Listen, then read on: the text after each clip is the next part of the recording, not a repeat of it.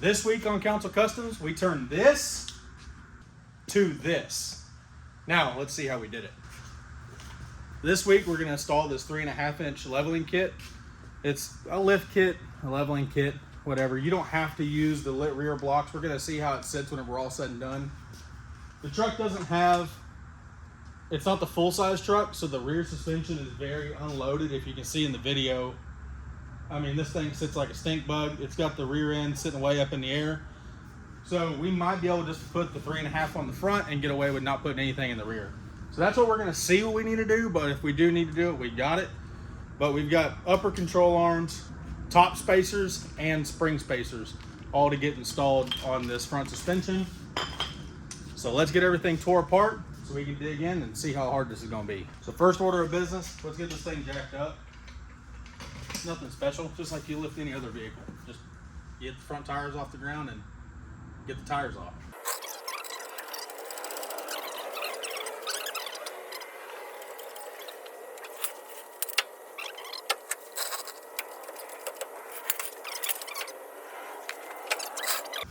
Now we're gonna get these tires off.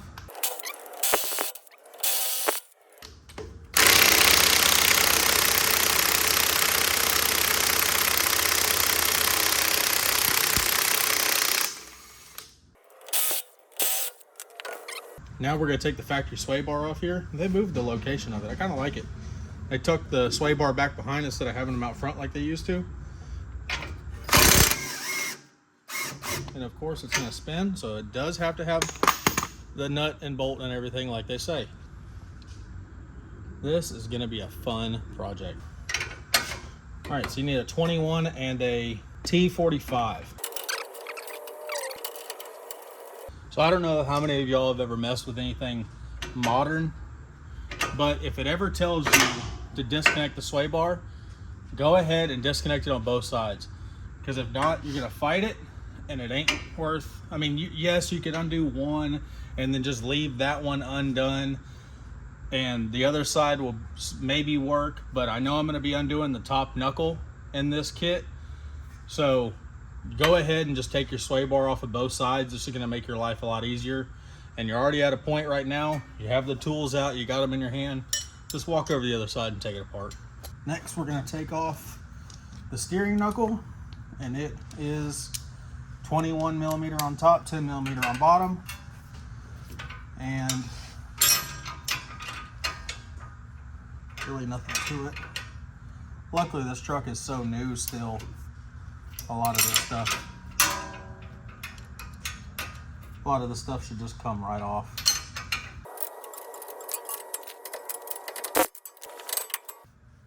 And like I was saying before, all this stuff, I'm just gonna go ahead and duplicate on the other side because I know I'm already gonna be doing it. So here we're gonna do things just a hair different than the Ready Lift instructions. They're having me undo the lower control arm for I don't know what reason. If we wind up needing to do it later, then we will. But for right now, we're just gonna undo the top control arm because we're gonna replace the upper control arm anyway. So I'm just gonna go ahead and unbolt this. We're gonna pull the upper control arm out. We're gonna do everything we need to do to the spring and see if everything can go that route. If it can, then it can. If it won't, then I will undo the bottom. But for right now, we're gonna try to go without undoing it. See what happens. So you wanna make sure you put a jack underneath that. I forgot. But hey, the ball joint came out easy. When does that ever happen? Never.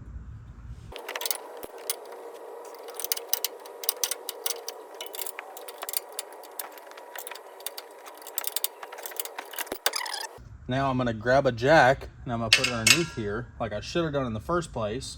And we're gonna take this strut out of here. So right now I'm taking the nuts off of the top of the strut, and then I'll take the nuts off the bottom of the strut, and then we can lower down the lower control arm and pull it out.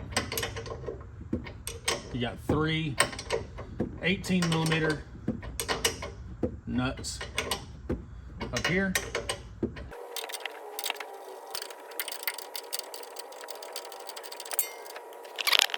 So that's everything off the top. Now I just got 2 nuts to pull off the bottom here.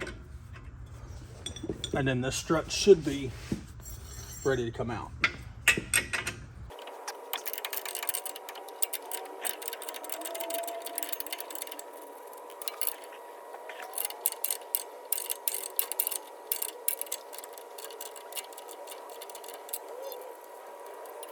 All right, so now I'm gonna have my buddy lower down the jack. I'm gonna have my buddy lower down the jack, and I'm gonna see what we got going on up here.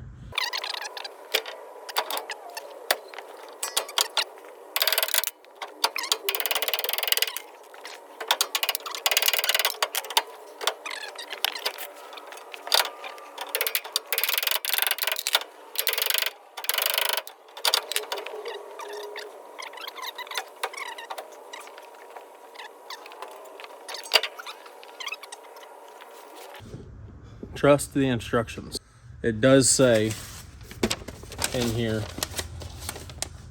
not this one, right here, loosen and remove lower control arm pivot bolts. Retain the factory bolts. So yes, we do have to pull the lower control arms, but just off of there and there. All right. So now let's do that. So if you undo those bolts, like it says, and loosen that lower control arm, that strut came right out of there. So now let's focus on everything we got to do to this strut. All right, so now we're going to use the finger smashers. This is the finger smasher 1000 model, not the 2000. Meaning these are the Harbor Freight brand. But we're going to tighten this up on here and compress the spring. Put one of these on both sides. There we go. Now we're going to take the weight off the spring by compressing it, so we can take the nut off the end over here, and then we can put in our coil spacer right here. It's going to go in there and put it all back together. So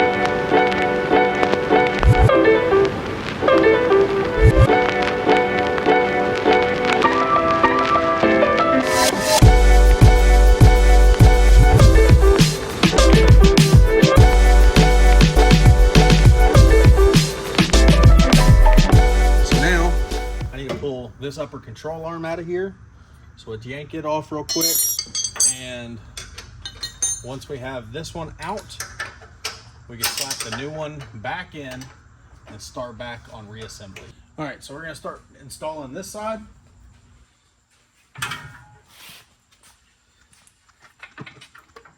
We went ahead and assembled the other side just to give us a heads up on what we're gonna fight over here.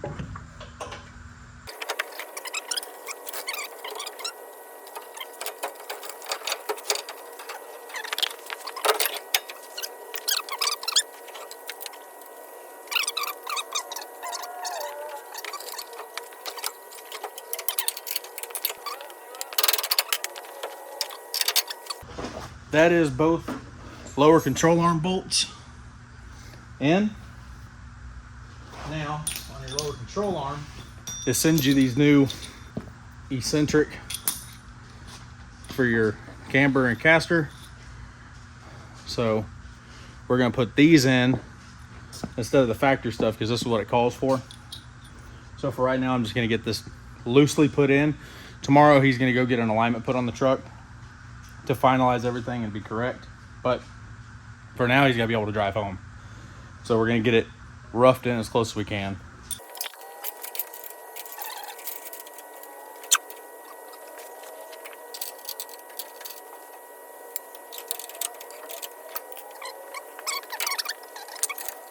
All right, so now we have the lower tightened.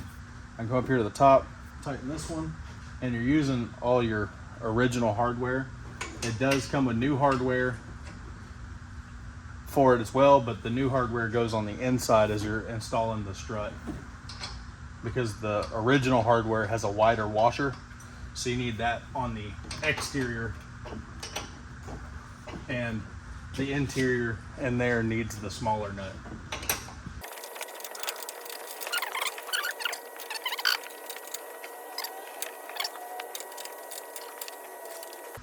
All right, so now the strut is tight. Now we can put the knuckle back on the upper control arm. Now, whenever you're putting this on, it does call for that little keeper. It's a little spacer to take up space in this new setup because the ball joint is different. So you got to make sure you install that while you're putting all this together.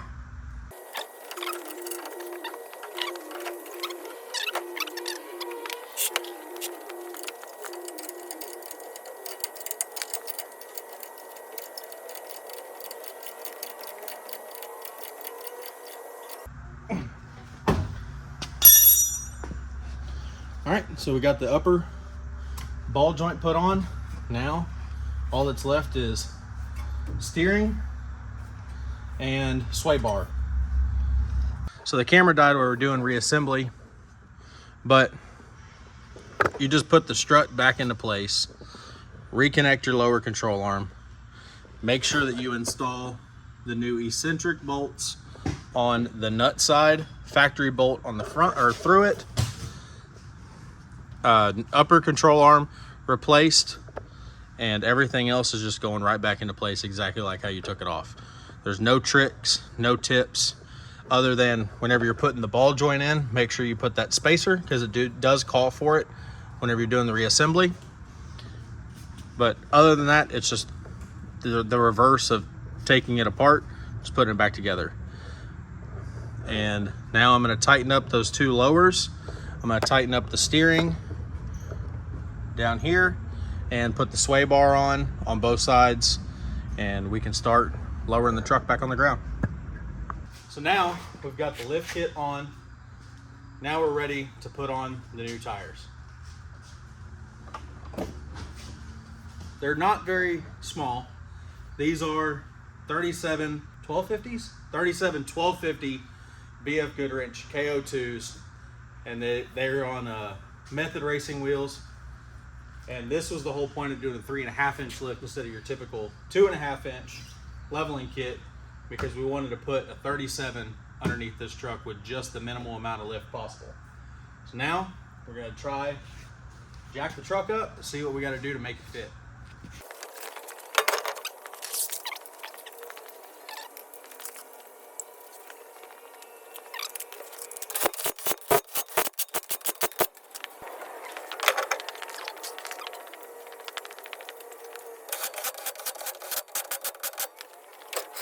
So that's it. 3.5 inch ready lift installed on a 2024 F150, running a set of 17 inch method wheels with 37 inch BF Goodrich tires. That's just a 3.5 inch lift. Was there trimming? Minor. There was a little bit of trimming back here on some plastic.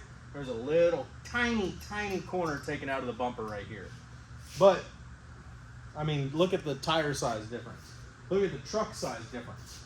I mean, just for a 3.5 inch lift, and you're running a 37, and especially whenever you can pull up next to your buddy that's sitting on 35s and tell him, well, I guess you just couldn't get 2 inches.